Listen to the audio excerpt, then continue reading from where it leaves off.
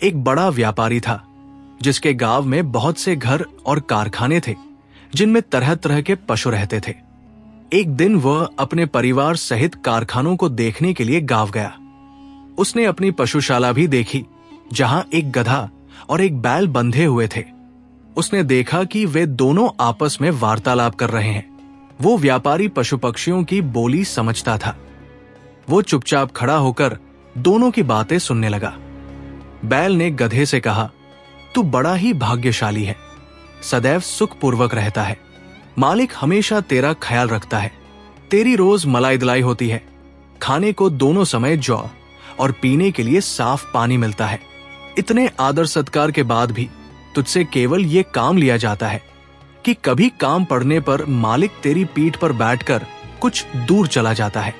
तुझे दाने घास की कभी कमी नहीं होती और तू जितना भाग्यवान है मैं उतना ही अभागा हूं। मैं सवेरा होते ही पीठ पर हल लाद कर जाता हूं।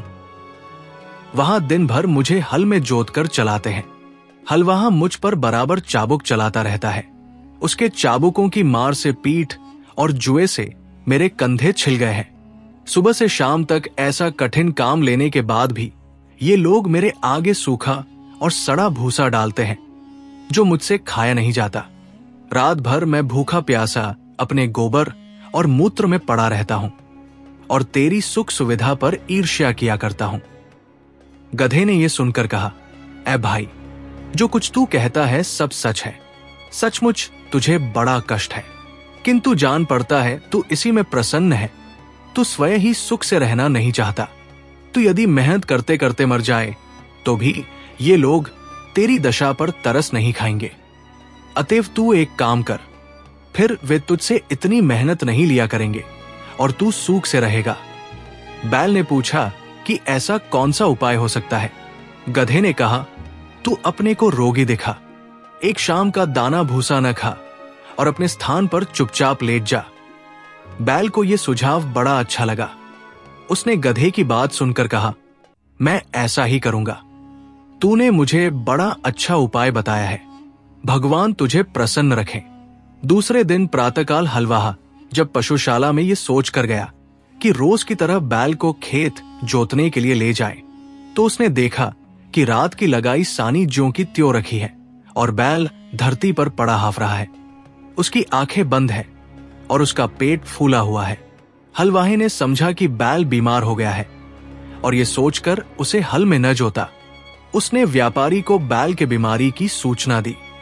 व्यापारी यह सुनकर जान गया कि बैल ने गधे की शिक्षा पर कार्य करके स्वयं को रोगी दिखाया है। अतएव उसने हलवाहे से कहा कि आज गधे को हल में जोत दो। इसलिए हलवाहे ने गधे को हल में जोत कर उससे सारे दिन काम लिया। गधे को खेत जोतने का अभ्यास नहीं था। वो बहुत थक गया और उसके हाथ पांव ठंडे होने लगे। शारीरिक श्रम के अतिरिक्त सारे दिन उस पर इतनी मार पड़ी थी कि संध्या को घर लौटते समय उसके पांव भी ठीक से नहीं पड़ रहे थे।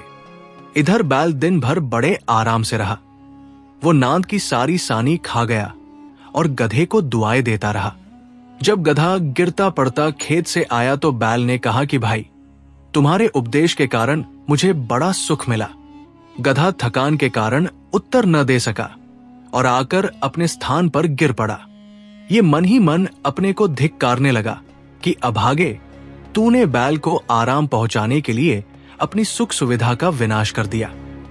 मंत्री ने इतनी कथा कर कहा, बेटी, तू इस समय बड़ी सुख सुविधा में रहती है।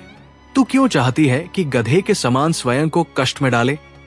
शहरजाद अपने पिता की बात सुनकर बोली, इस कहानी से मैं अपनी जिद नहीं छोड़ती। जब तक आप बादशाह से मेरा विवाह नहीं करेंगे, मैं इसी तरह आपके पीछे पड़ी रहूंगी। मंत्री बोला, अगर तू जिद पर अड़ी रही तो मैं तुझे वैसा ही दंड दूंगा जो व्यापारी ने अपनी स्त्री को दिया था। शहरजाद ने पूछा, व्यापारी ने क्यों स्त्री को दंड दिया और गधे और बैल का क्या हुआ?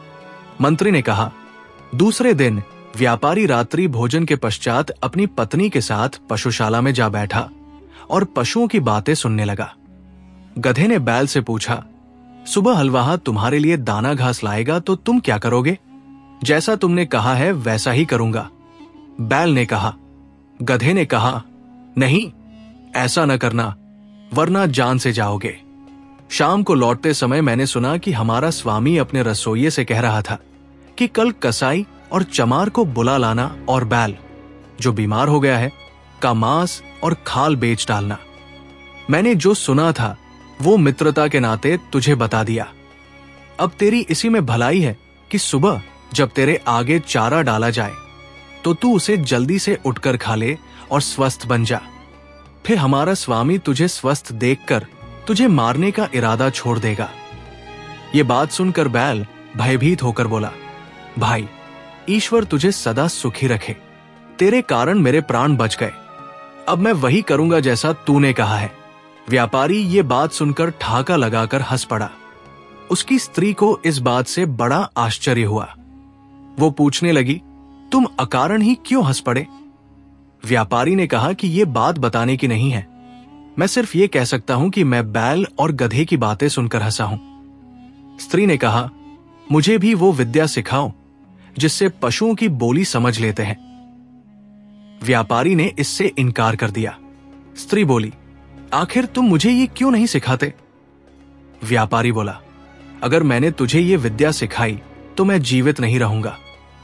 स्त्री ने कहा, तुम मुझे धोखा दे रहे हो। क्या वो आदमी जिसने तुझे ये सिखाया था सिखाने के बाद मर गया?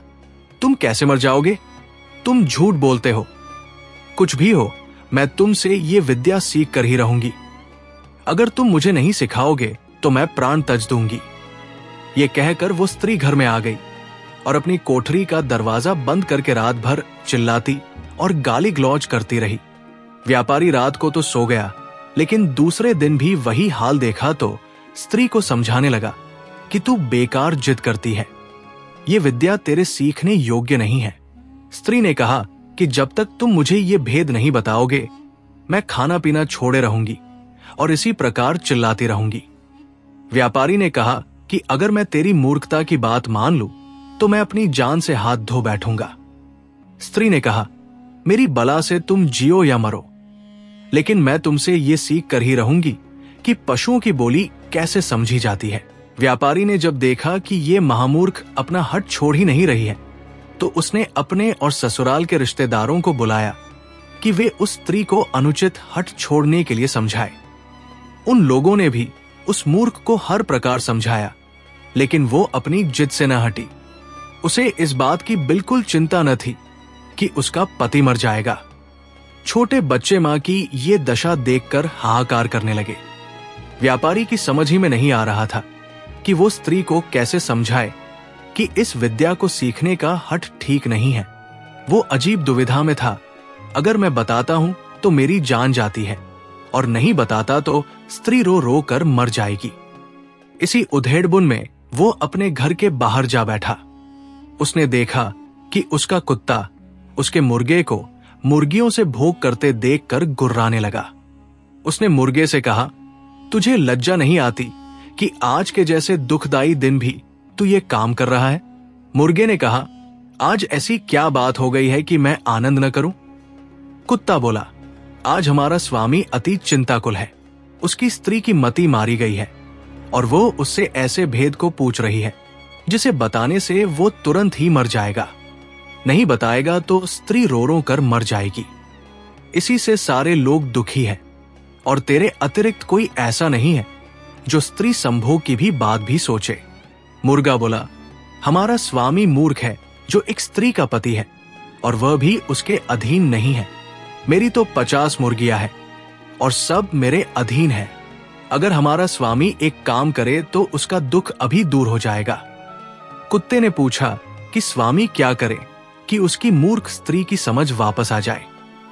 मुर्गे ने कहा, हमारे स्वामी को चाहिए कि एक मजबूत डंडा लेकर उस कोठरी में जाए जहां उसकी स्त्री चीख चिल्ला रही है, दरवाजा अंदर से बंद कर ले और स्त्री की जमकर पिटाई करे।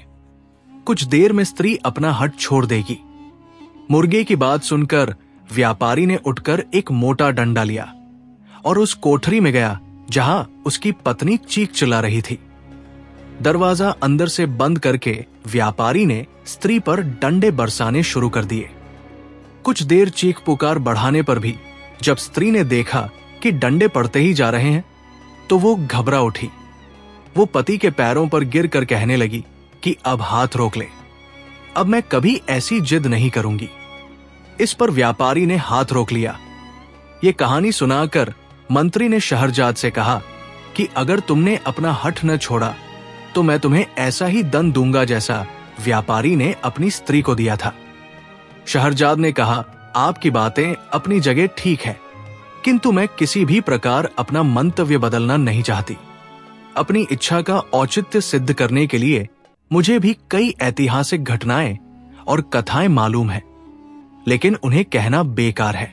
यदि आप मेरी कामना पूरी न करेंगे तो मैं आपसे पूछे बगैर स्वयं ही बादशाह की सेवा में पहुंच जाऊंगी। अब मंत्री विवश हो गया। उसे शहरजाद की बात माननी पड़ी। वो बादशाह के पास पहुंचा और अत्यंत शोक संतप्त स्वर में निवेदन करने लगा, मेरी पुत्री आपके साथ विवाह सूत्र में बंधना चाहती है।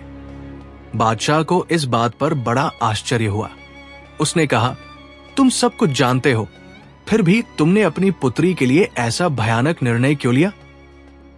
मंत्री ने कहा, लड़की ने खुद ही मुझ पर इस बात के लिए जोर दिया है। उसकी खुशी इसी बात में है कि वो एक रात के लिए आपकी दुल्हन बने और सुबह मृत्यु के मुख में चली जाए। बादशाह का आश्चर्य इस बात से और बढ़ा। वो बोला, तुम इस धोखे में न रहना कि तुम्हारा ख्याल करके मैं अपनी प्रतिज्ञा छोड़ दूंगा। सवेरा होते ही मैं तुम्हारे ही हाथों तुम्हारी बेटी को सौंपूंगा कि उसका वध करवाओ।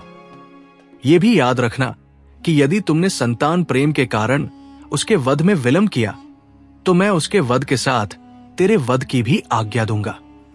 मंत्री ने निवेदन किया, मैं आपका चरण सेवक हूं। यह सही है कि वो मेरी बेटी है और उसकी मृत्यु से मुझे बहुत ही दुख होगा, लेकिन मैं आपकी आज्ञा का पालन करूंगा। बादशाह ने मंत्री की बात सुनकर कहा, यह बात है तो इस कार्य में विलंब क्यों किया जाए? तुम आज ही रात को अपनी बेटी को लाकर उसका विवाह मुझसे कर दो। मंत्री बादशाह से विदा लेकर अपने घर आया और शहरजाद को सारी बात बताई। शहरजाद ये सुनकर बहुत प्रसन्न हुई और अपने शोकाकुल पिता के प्रति कृतज्ञता प्रकट करके कहने लगी, आप मेरा विवाह करके कोई पश्चाताप न करें। भगवान चाहेगा तो इस मंगल कार्य से आप जीवन पर्यंत हर्षित रहेंगे।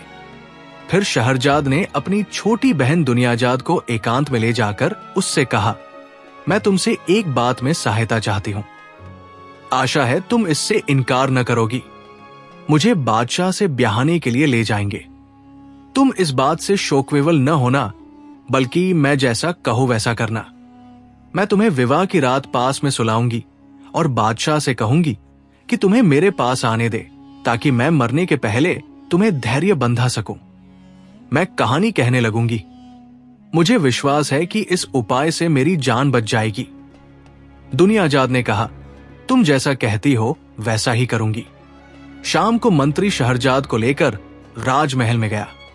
उसने धर्मानुसार पुत्री का विवाह बादशाह के साथ करवाया और पुत्री को महल में छोड़कर घर आ गया। एकांत में बादशाह ने शहरजाद से कहा, अपने मुंह का नकाब हटाओ। नकाब उठने पर उसके अप्रतिम सौंदर्य से बादशाह स्तंभित सा रह गया, लेकिन उसकी आंखों में आंसू देखकर पूछने लगा कि तू रो क्यों रही है? शहरजाद बोली, मेरी एक छोटी बहन है जो मुझे बहुत प्यार करती है और मैं भी उसे बहुत प्यार करती हूं। मैं चाहती हूं कि आज वह भी यहां रहे, ताकि सूर्योदय होने पर हम दोनों बहनें अंतिम बार गले मिल ले। यदि आप अनुमति दे तो वो भी पास के कमरे में सो रहें। बादशाह ने कहा, क्या हर्ज है, उसे बुलवा लो और पास के कमरे में क्यों, इसी कमरे में दूसरी तरफ सुला लो। चुनाचे दुनियाजाद को भी महल में बुला लिया गया। शहरयार शहरजाद के साथ ऊंचे शाही पलंग पर सोया और दुनियाजाद पास ही दूसरे छोटे पलंग पर लेट रही। जब एक घड़ी रात रह गई तो दुनियाजाद ने शहरजाद को जगाया और बोली, बहन, मैं तो तुम्हारे जीवन की चिंता से रात भर न सो सकी। मेरा चित्त बड़ा व्याकुल है। तुम्हें बहुत नींद ना आ रही हो और कोई अच्छी सी कहानी इस समय तुम्हें याद हो तो सुनाओ, ताकि मेरा जी बहले। शहरजाद ने बादशाह से कहा कि यदि आपकी अनुमति हो तो मैं जीवन के अंतिम क्षणों में अपनी प्रिय बहन की इच्छा पूरी कर लूं। बादशाह ने अनुमति दे दी